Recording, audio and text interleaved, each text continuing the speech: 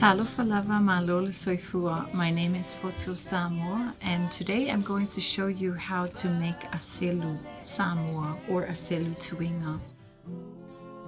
Straightforward translation is it's a comb to comb your hair, but the selus that I'm going to demonstrate is mainly decorative in nature, and it's what we use to decorate our hair when we're about to go dance, to perform, and also it formed part of a tuiga.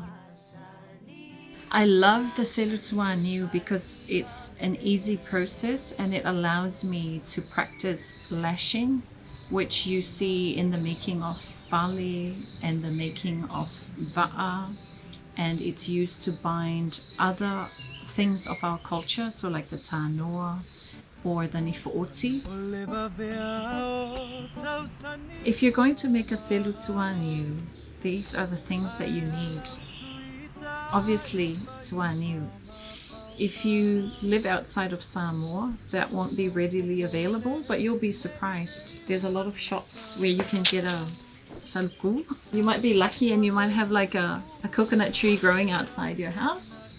If you have afa, that's really good, so you can actually undo what's been done. If you want to be really extra, you use thread, and thread is really fine. Or if you're learning and you're not sure yet what you're doing, you get thicker material, because when you make mistakes you get to see it better. It's really hard to make Selu Tuiga if you don't have a good base. The idea of the foam is it means that you can stick tuaniu in and actually build the Selu while it's upright. And then you can use beads or lopa or shells, anything you want to, for the however way you want the final product to look. So this is Marilenga Tsoelau Omega, and this is Ala Breathe. So they're going to help us make a Selu Tuiga today. So the first part obviously is you get a launiu, and then you side a launiu to get the rib out. So once you've done that, you end up with tuaniu in its dry form. So like I said before, if you don't have the launiu, you've got like a saluku that you can use. So we'll do say 10 each. And you're going to stick the 10 tuaniu into the foam. So once you've lined up your tuaniu, then you get one tuaniu, which is a strong, thick one. You break it. Ta-da! Yeah.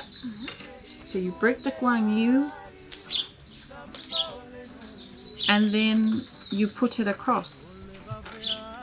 So the purpose of this one is it becomes the base for your Selu, and you can then cut off the sides later, and you can do 1 or 2 of these. So I've got my string. If you use a thick needle,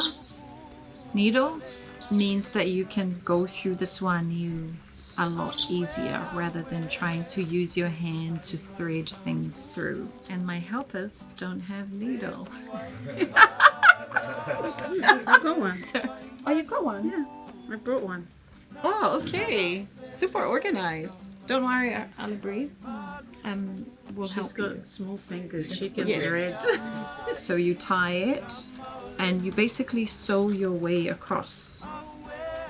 So once you get to the end, then repeat process. You thread your way back, but always tie when you get to the end, so that if it falls apart later, it doesn't all fall apart. Or you can also vary the type of lashing that you do. Don't worry if it doesn't look perfect with your first few attempts, because remember, you can put beads on to decorate it, and it's not always perfect, so you know, it's better to try and fail and then keep practicing, and then you'll eventually look back at your first one and go, I've come a long way.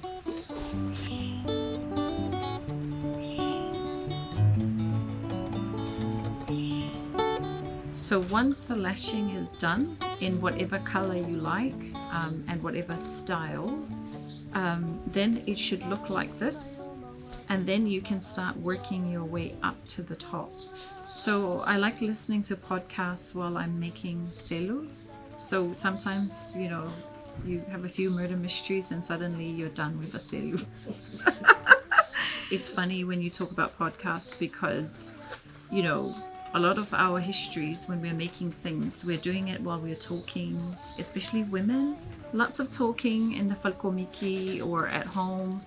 And that's how you learn a lot about your culture. It's like you're constantly making things.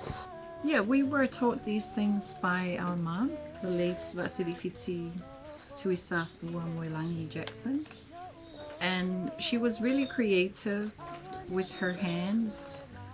She'll encourage her family members to continue making arts and handicrafts and things. It wasn't like a set process like this where someone says to you, this is how you do it. It's more like, you screwed it up. So it's more about watching and listening and just trial and error. Once you've done lashing all the way to the top for this particular one, then you can decide what length you want. So oki it to here, and then you can tidy it up at the end. Obviously this is the traditional selu or the old school selu, and then it went from this to selu la'au. I grew up like in the 70s and 80s. Do you remember? Every woman had like that selu.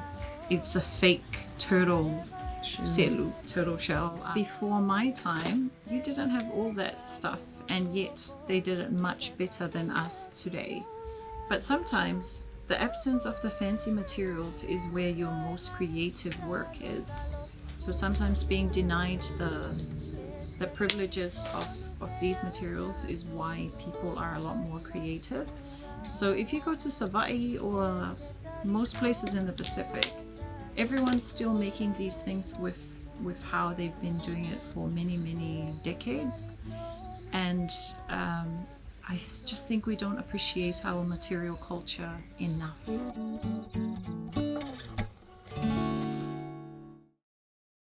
Supporting local content so you can see more of New Zealand on air.